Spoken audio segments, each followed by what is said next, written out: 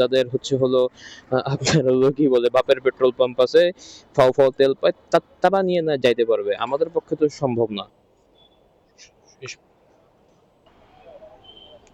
Thank you. এই simple কাজটা কিন্তু ওরা হচ্ছে আপনার করে না। আসসালামু আলাইকুম everyone, welcome to my YouTube channel and Facebook page Moto Mystery. আপনাদের সকলকে স্বাগতম জানাই সম্পূর্ণ নতুন আরেকটা রাইড শেয়ারিং ভিডিওতে। ঘড়ির কাঁটায় যখন সময়ে সকাল 7:56, তখন আজকে সকাল সকাল বেরিয়ে পড়লাম রাইড শেয়ারের উদ্দেশ্যে।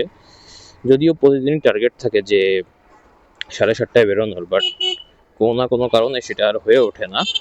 তো যাই হোক, চলুন দেরি না করে শুরু করি আজকের ভিডিও। তবে ভিডিও শুরু করার আগে যারা ইউটিউব চ্যানেল থেকে ভিডিওটা দেখছেন তারা অবশ্যই ইউটিউব চ্যানেলটাকে সাবস্ক্রাইব করে দেবেন, এবং যারা ফেসবুক পেজ থেকে ভিডিওটা দেখছেন তারা অবশ্যই আমাদের ফেসবুক পেজটাকে ফলো করে দিয়ে আমাদের মোটো মিস্ট্রি ফ্যামিলির মেম্বার হয়ে যাবেন। সো বেশি কথা না বাড়িয়ে চলুন শুরু করা যাক আজকের ভিডিও।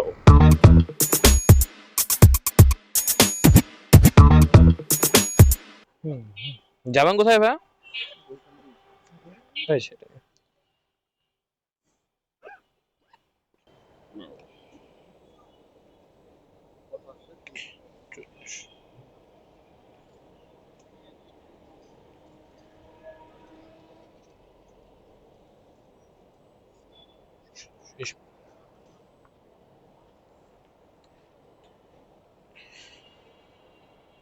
আলহামদুলিল্লাহ কমপ্লিট করলাম আজকে দিনের প্রথম ট্রিপটা নিয়ে আসলাম সেক্টর 11 উত্তরা থেকে, এবং আসলাম হলো গুলশান 2। টোটাল দূরত্ব ছিল 12.29 কিলো, এবং ভাড়া এসেছে 239 টাকা, পাঠানোর নেট কমিশন 35 টাকা।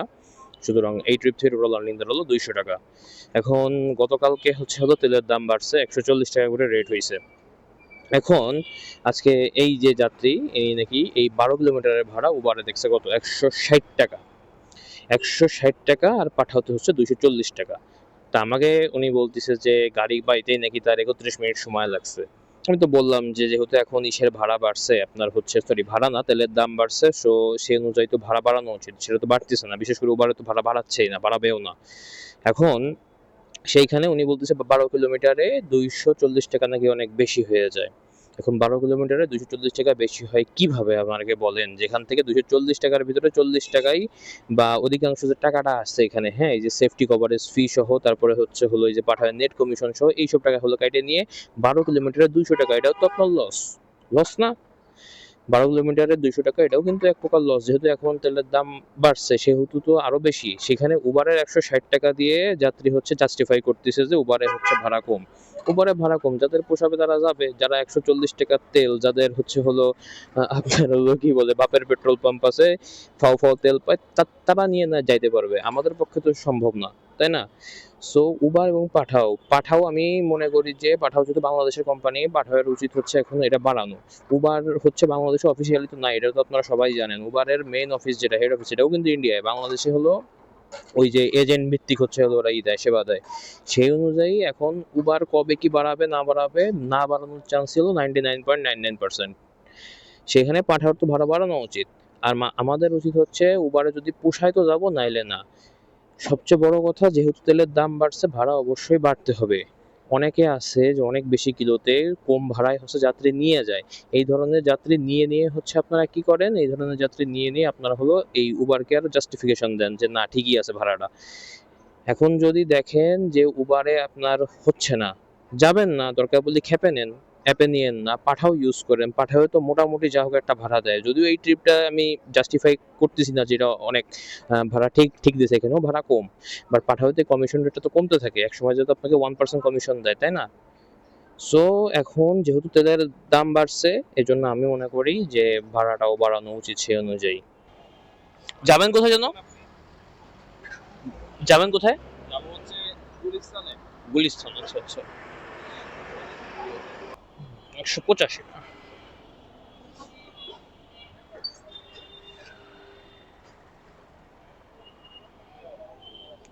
Thank you.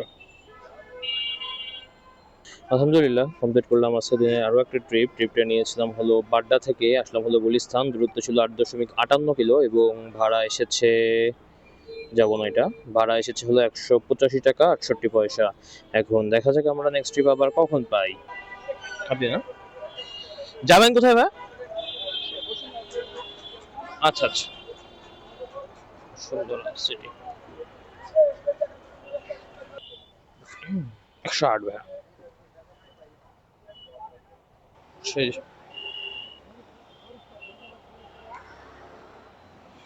জি ভাইয়া, ঠিক আছে, সমস্যা নেই। ধন্যবাদ। আলহামদুলিল্লাহ, কমপ্লিট করলাম আজকের দিনের আরও একটা ট্রিপটা নিয়েছিলাম হলো গুলিস্তান থেকেই আসলাম হলো পান্থপথ। দূরত্ব ছিল 4.82 কিলো এবং ভাড়া এসেছে 108 টাকা 78 পয়সা। এখন দেখা যাক আমরা নেক্সট ট্রিপ আবার কখন পাই। আচ্ছা আচ্ছা। হ্যাঁ, কল্যাণপুর না? আচ্ছা, দেখলাম। যাবেন কোথায় ভাই?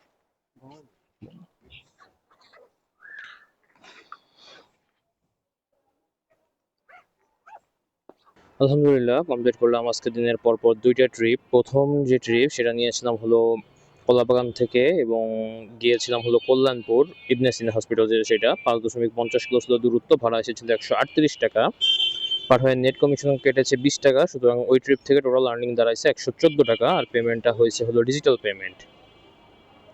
এরপর একটা ট্রিপ নিয়েছিলাম, সেটা হচ্ছে কোথা থেকে, মিরপুর থেকেই, মানে সরি কল্যাণপুর থেকেই আসলাম হলো বনানী। টোটাল দূরত্ব ছিল কত, 10.17 কিলো। ভাড়া এসেছিল 232 টাকা 37 পয়সা।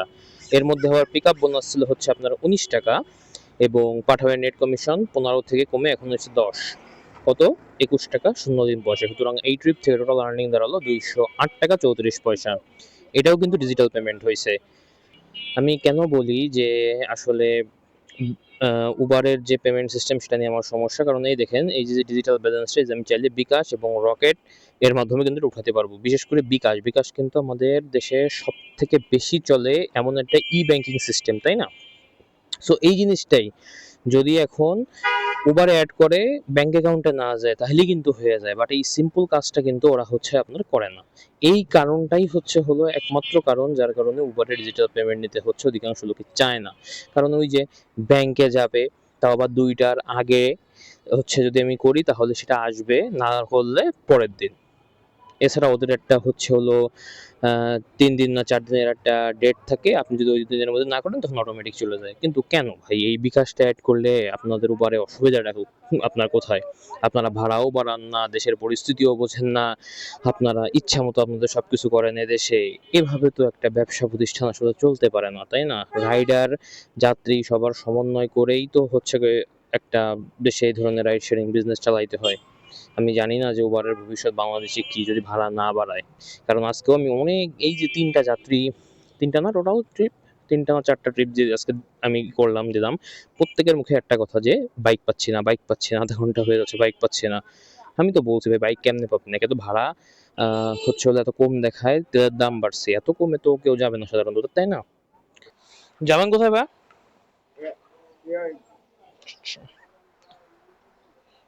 আলহামদুলিল্লাহ, কমপ্লিট করলাম আজকের দিনের আরও একটা ট্রিপটা নিয়েছিলাম হলো বনশ্রী থেকে এবং আসলাম হলো বসুন্ধরা রেসিডেন্সিয়াল এরিয়া। দূরত্ব ছিল 9.44 কিলো। ভাড়া এসেছিল 174 টাকা, যেখান থেকে আবার যাত্রীর ডিসকাউন্ট ছিল 35 টাকা এবং ওয়েটিং ফি পাওয়া গেছে 5 টাকা 02 পয়সা এবং পাঠায় নেট কমিশন কাটছে 20 টাকা 74 পয়সা। সুতরাং এই ট্রিপ থেকে আমার টোটাল আর্নিং দাঁড়ালো 186 টাকা 63 পয়সা।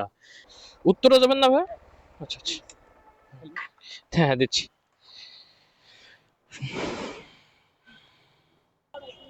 জি ভাই, আছি, ধন্যবাদ। জি ভাই, থ্যাংক ইউ। আলহামদুলিল্লাহ, কমপ্লিট করলাম আজকের দিনের আরও একটা ট্রিপটা নিয়েছিলাম বসুন্ধরা থেকে আসলাম উত্তরা। দূরত্ব ছিল 8.07 কিলো। ভাড়া এসেছিল 176 টাকা। পাঠানোর নেট কমিশন 5% কাটছে হলো 164 না, 8 টাকা 68 পয়সা। সুতরাং এই ট্রিপ থেকে টোটাল আর্নিং দাঁড়ালো 164 টাকা 92 পয়সা। আজকেও ভাবছিলাম যে ফুল টাইম রাইড শেয়ার করবো, বাট তেলের স্বল্পতার কারণে আজকে আর রাইড শেয়ার করা সম্ভব হয়নি। আজকে এখন গাড়িতে যে পরিমাণ তেল আছে তা ভাবলাম যে আজকে আর দরকার নেই রাইড শেয়ার করা, কালকে আবার যাইতে হবে, তেলের লাইনে দাঁড়াবো। যদি তেল পাই, ভালোভাবে ফুল ট্যাঙ্কি করতে পারি, তাহলে হয়তো বা আবারও নেক্সট দিন হচ্ছে হলো ফুল টাইম রাইড শেয়ার করার চেষ্টা করবো আপনাদের জন্য। এখন তেলের দাম বাড়ানোর পরেও যদি এখন লাইনে দাঁড়ানো লাগে তাহলে এই ক্ষেত্রে আসলে অনেক কিছু বলার নাই। সো যাই হোক, কি আর বলবো বলেন। আজকের ভিডিওটা এই পর্যন্তই ছিল। তবে ভিডিও থেকে বিদায় নেওয়ার আগে আপনাদেরকে আজকের দিনের হিসাবটা বলি। আজকে প্রায় 8টার দিকে সকালে আমরা হচ্ছে রাইড শেয়ার শুরু করেছিলাম এবং শেষ করছি হলো 2টা 20-এর দিকে এবং এই টাইমের মধ্যে আমাদের ইনকাম হয়েছে প্রায় 1200 টাকা। প্রায় 1200 কেন বললাম, টোটাল হচ্ছিল 1180 টাকা। এটাই ছিল আজকে সারাদিনের ইনকাম। এর মধ্যে বেশিরভাগ ট্রিপ হচ্ছে আমি দিয়েছি হলো পাঠাওয়ে, আর উবারে দিয়েছি মাত্র দুইটা, যে দুইটাই পুষাইছে সে দুইটাই গেছি। কারণ এখন সিচুয়েশন আসলে এরকমই হয়েছে যে যেহেতু দাম তেলের বাড়ছে, এজন্য এখন যদি প্রপার ভাড়া না পাই কোনো ট্রিপে, সেই ক্ষেত্রে আর কি যাওয়া সম্ভব না। আপনারাও চেষ্টা করবেন যে এভাবে হলো প্রপার ভাড়া না পাইলে না যাইতে।